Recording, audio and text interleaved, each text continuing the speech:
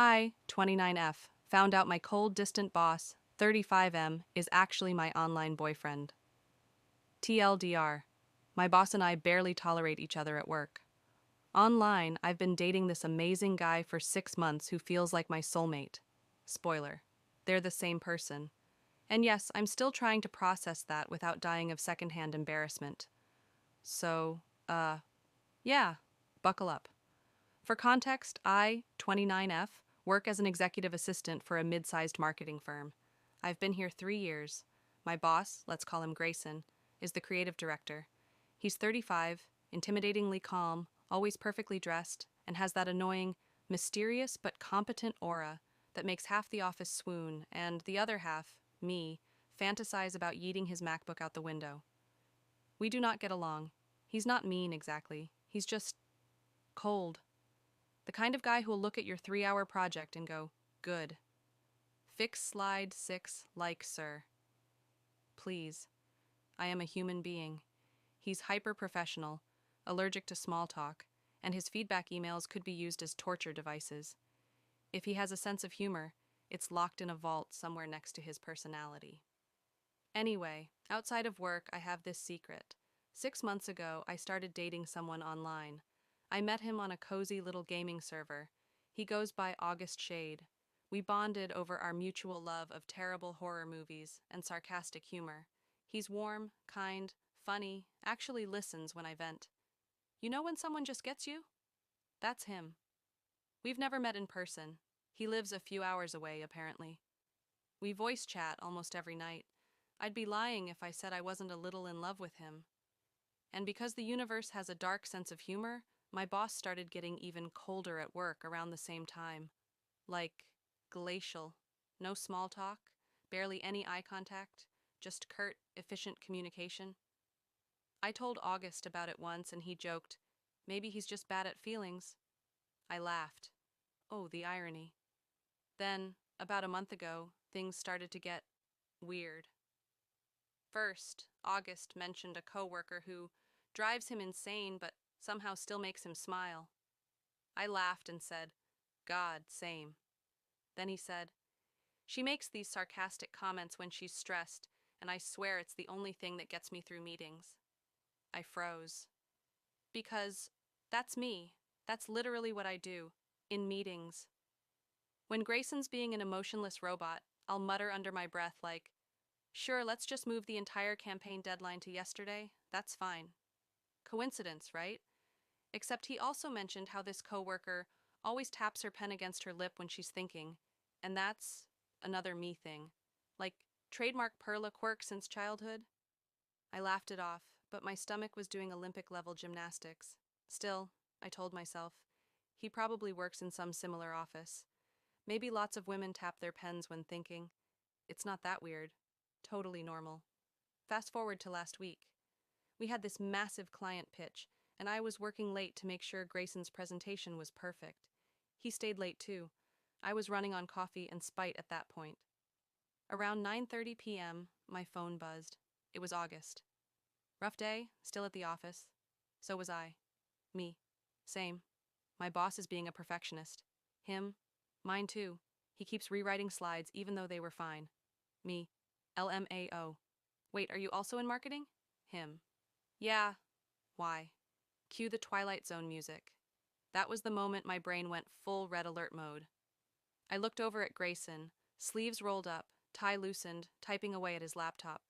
His screen glowed blue. My phone glowed blue. Same time? Same city, maybe? I remember staring at him and thinking, no way. No way in hell. That night I couldn't sleep. I started noticing everything. The way Grayson sometimes smiled, like a real smile, when I'd rant about something stupid in meetings. The way his voice would soften when he said my name. The faint cologne that somehow smelled like August described his own. Was I paranoid? Maybe, but I couldn't let it go. So I decided to test it. The next evening, while chatting with August, I casually asked, hey, what kind of coffee do you drink? He said, black, 2 sugars. Why? The next morning I made coffee for the team. I made one with black coffee, 2 sugars, and left it on Grayson's desk with a sticky note that said, "For the overworked perfectionist." He blinked at it, looked around the office, and, swear to God, smiled. Like an actual smile. And then he said, "Thank you, Perla," in that quiet voice that made my brain short-circuit. That night, August messaged me, "Someone left me coffee today. Same way I like it." Totally saved me. I nearly threw my phone across the room. So yeah, I was either in a rom-com or a psychological thriller. For 3 days, I was losing my mind. Every interaction with Grayson felt like a clue. He complimented my work. August always told me I was talented. He started teasing me softly. August loved playful teasing. He even said once, "You have no idea how much you've helped me lately. Sir, please." I debated telling him, August, not Grayson, that I suspected something. But how do you even start that conversation? "Hey, I think you might actually be my terrifying boss who's seen me cry in the break room twice." Yeah, no thanks. Then came the breaking point. Friday afternoon, Grayson asked me to stay late to help review a campaign. We stayed until everyone left. It was quiet. The office lights dimmed to that weird orange glow. My nerves were wrecked. He leaned against the desk, glanced at me, and said, "Perla, can I ask you something personal?" I froze. Sure?" He hesitated, which was already weird. Grayson doesn't hesitate. Then he said, "Do you ever feel like you know someone better online than in real life?" My heart stopped. He looked straight at me, calm but searching. I tried to play dumb. "You mean like a friend?" He nodded slowly. "Something like that." I laughed, fake as hell. "Oh yeah, I have an online boyfriend who's way nicer than my boss." He smirked, the tiniest, most dangerous smirk, and said, "Lucky guy." My brain, blue screen of death. I didn't sleep that night. I kept replaying every word, every coincidence, every smile. And then, because I am an impulsive idiot, I decided to test one last thing. That night, while chatting with August, I said, "You know what's funny? I have this boss who's kind of like you, stoic, perfectionist, never laughs at my jokes." He replied instantly, "He sounds awful. But if he's anything like me, he probably thinks you're the best part of his day." Reader, I almost threw up. I stared at that message for 5 minutes. Then, before I could overthink it, I typed, "Grayson." No response. For 2 whole minutes. Then the chat bubble appeared. "Perla?" And that was the end of my sanity. Update, posted 2 days later. So, yeah, it was him. Grayson is August. August is Grayson.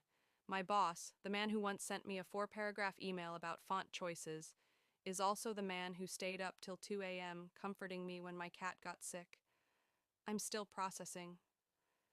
After I sent that message, he called me. Actual phone call. I almost didn't pick up. When I did, he said quietly, "I guess we should talk." He came clean immediately.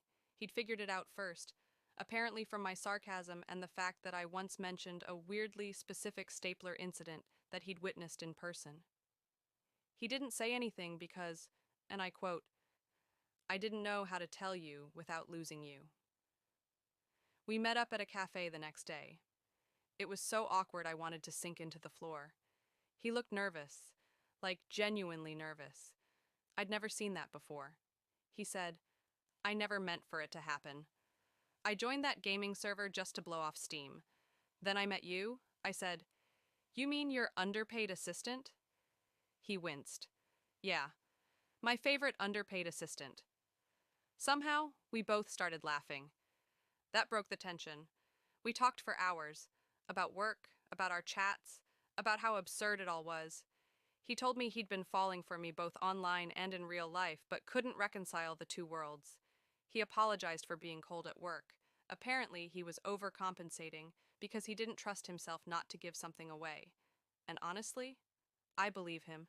The way he looked at me that day wasn't the way a boss looks at an employee. It was August. He asked if we could keep seeing each other, outside of work. Slowly, no pressure.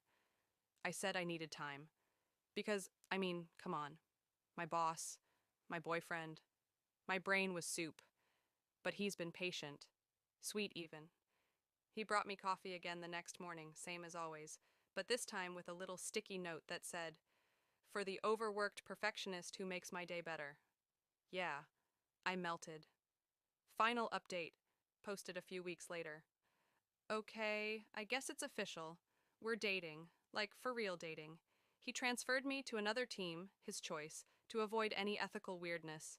HR knows, yes, I died of embarrassment. But it's fine. We still game together, still banter. Only now I get to see the look on his face when I make him laugh.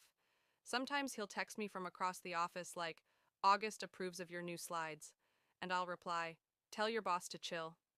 I never thought my story would turn into one of those plot twist, my online boyfriend was my boss all along things. But honestly, I'm not complaining. Turns out the coldest man I know is also the warmest one, just behind a different username.